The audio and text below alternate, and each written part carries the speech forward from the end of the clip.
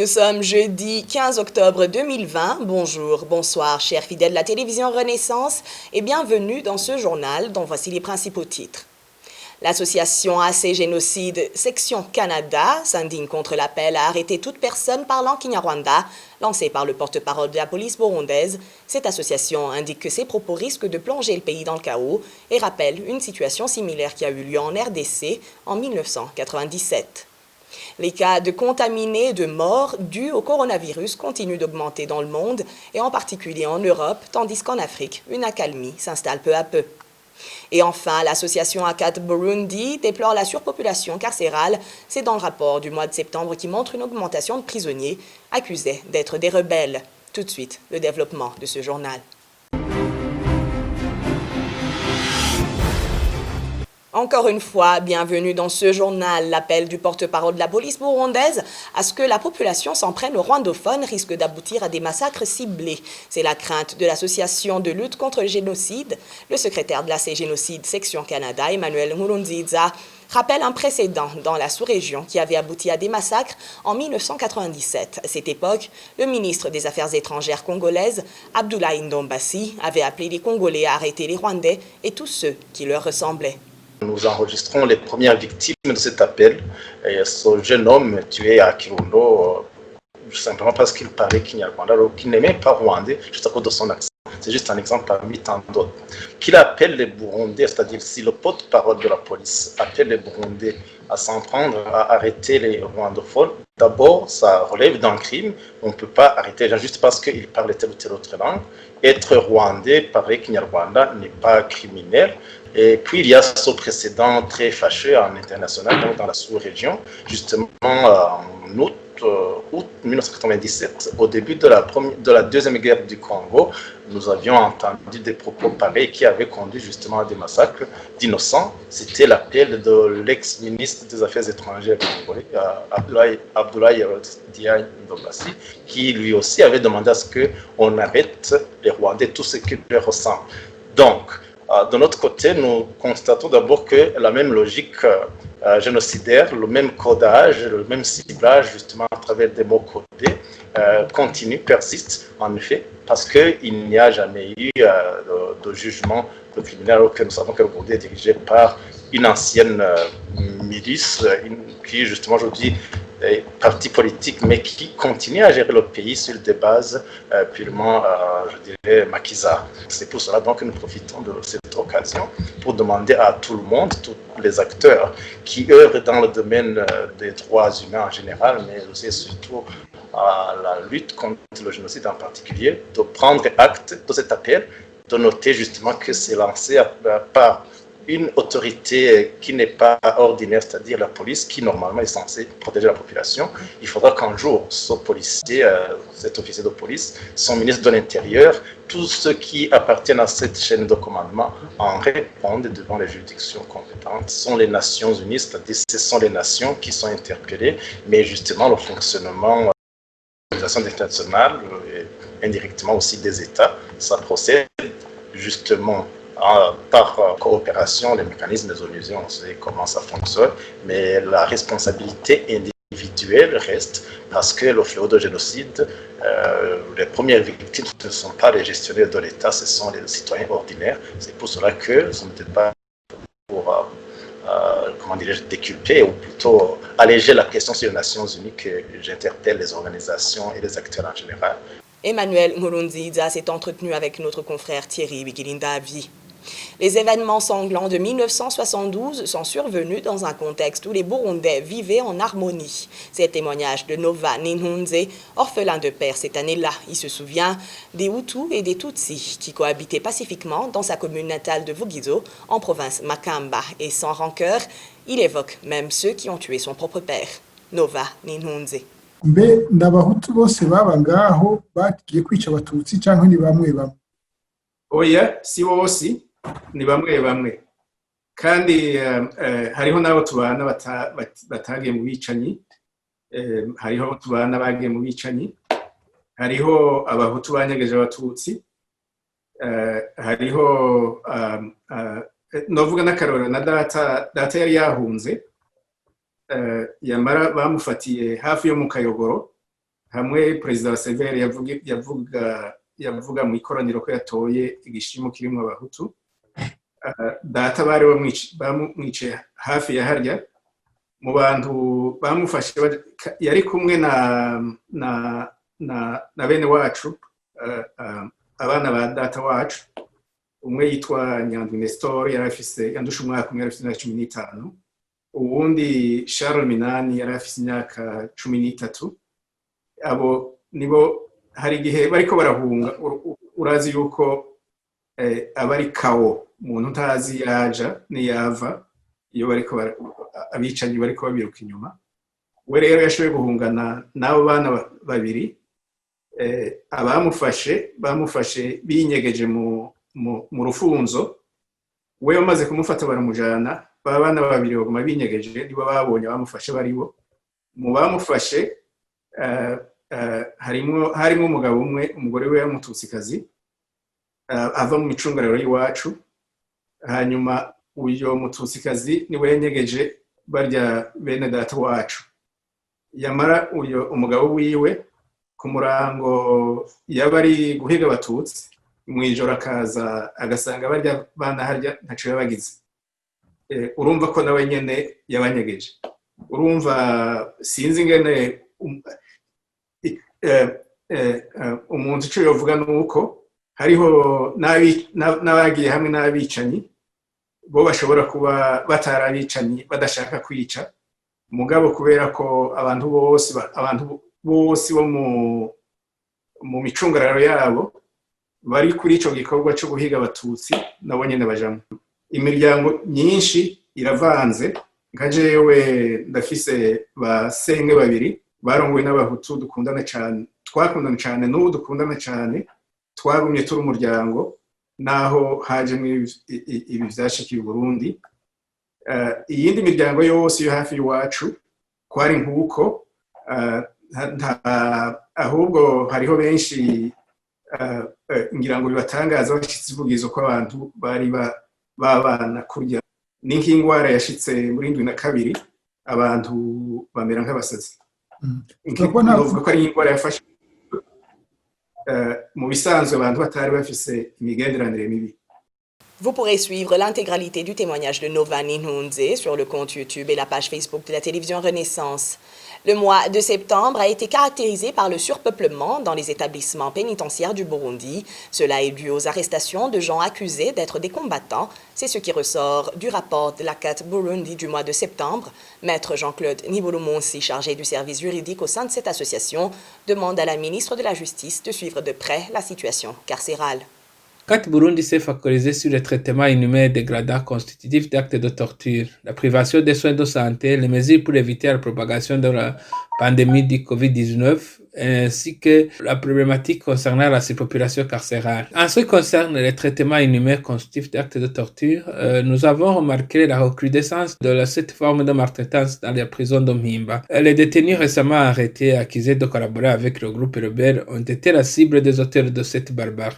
Les auteurs sont les prisonniers fidèles au parti présidentiel qui opèrent sous les ordres de la direction. Ils sont nommés par la direction de la prison pour faire partie du comité de sécurité. Paradoxalement, ce sont eux-mêmes qui maltraitent les détenus sous l'œil complice de la police pénitentiaire, alors que c'est cette dernière qui a le monopole d'assurer la sécurité des détenus. Au cours de ce mois, ceux qui ont commandité ces exactions sont Prosper, Ali et Moussa. ACAT Burundi dénonce également la brutalité policière lors des fouilles perquisitions dans les cellules des détenus. Pour ce mois de septembre, on a observé que cette barbarie a provoqué une mort inopinée d'une détenue à la prison de Mpimba. En ce qui concerne la santé des détenus, il a été constaté que les mesures prises pour éviter la propagation du coronavirus ne sont pas respectées.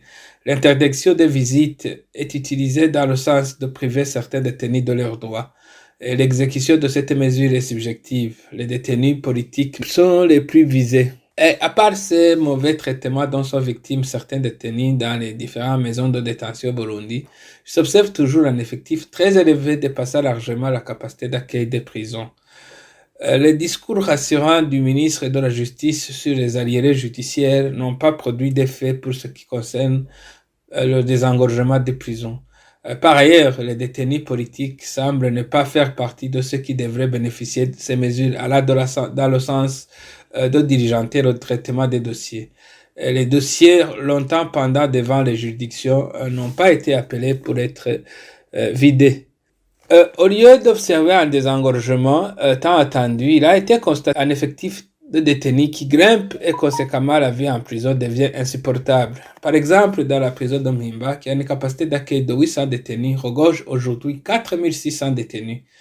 Et dans la prison de Gitega, on y trouve 1411 détenus à la fin du mois de septembre, alors qu'elle a une capacité d'accueil de 400 détenus. Et le Yigi, qui a une capacité d'accueil de 300 détenus, regorge aujourd'hui 848. Maître Jean-Claude Niborumonsi, le chargé des affaires juridiques au sein de la CAT Burundi. L'ancien député Fabien Banchiganino passe sa 8e nuit à la prison centrale de Mpimba. Il a été arrêté le 2 novembre et incarcéré depuis au cachot du bureau spécial de recherche BSR.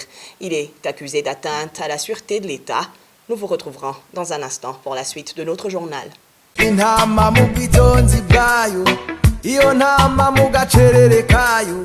Iyo ntama muko guhora kwayo, iyo ntama mukwibera mukuri, irigwirarenganywa. Harabaye ubwicanyi burenze, abantu baratabwe mu nzuzi. Il y a eu trop de tueries. Des gens ont été jetés dans des rivières. Des gens ont été enterrés avec des corps mutilés. C'était sous son règne. Alors, avec toutes ces personnes tuées, cet homme était-il réellement en train de travailler pour être le guide permanent? Est-ce que ceux qui lui succéderaient partiraient de ce bilan pour faire pareil? Autre chose, de sa propre bouche, il a parlé lui-même de ceux qui périront comme de la farine emportée par le vent. Il a qualifié lui-même des gens de chiens enragés. Est-ce un langage digne qui lui vaudrait ce titre dans un contexte pareil? Les Burundais qui ont tout laissé derrière eux, qui ont fui à l'étranger, qui sont malheureux dans l'exil, c'est évident qu'il a échoué quelque part. Le Burundi est le pays le plus corrompu, ça se dit partout. Il fait partie des 3 pays les plus pauvres. Alors, ces enseignements pour l'amour du pays, c'est vrai qu'il l'a fait, mais il a échoué. Si nous disons les choses telles qu'elles sont, je ne pense pas que l'actuel chef de l'État mérite cette médaille. Je pense d'ailleurs qu'il peut même être traduit devant la justice. Moi, je pense que si la loi est respectée, je ne risque rien. Mais je ne peux pas ne pas avoir peur. Parce qu'il n'y a personne qui vit au Burundi aujourd'hui qui n'a pas peur. Je suis convaincu que quand mon heure sonnera, il n'y aura plus rien à faire. Donc, au lieu de vivre 100 ans sur terre, à applaudir des escrocs et des menteurs, je préfère mourir tôt, en laissant un bon héritage, pour montrer que nous ne sommes pas tous des bénis oui-oui. Je parlerai jusqu'au bout, parce que j'ai vu qu'il y en a qui ont été victimes de leur silence, qui n'ont jamais rien dit. Et nous étions témoins quand ils ont été tués.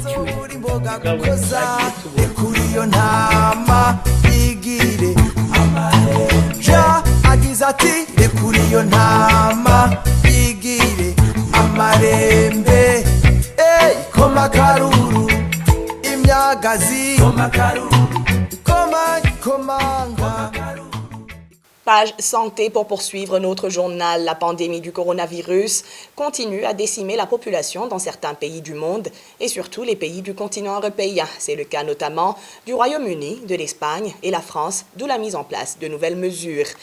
Sur le continent africain, la COVID-19 est en train d'être maîtrisée petit à petit. Les détails avec Denis Daïkengurukié. Dans 24 heures seulement, la France compte 22 591 cas testés positifs avec 104 cas de décès, d'où l'annonce du président Emmanuel Macron d'un couvre-feu de 21h à 6h pendant une durée de mois et demi. Le Royaume-Uni compte 19 724 cas positifs et 137 cas de décès dans une durée de 24 heures. Et l'Espagne avec 5 104 cas positifs et 209 cas de décès. Les pays qui enregistrent plus de cas sont les États-Unis, l'Inde et le Brésil. En un peu de jours, l'Organisation mondiale de la santé a fait savoir que la pandémie est en train d'être maîtrisée sur le continent africain. L'Afrique du Sud compte plus de 6 996 000 cas positifs avec 18 000 cas de décès.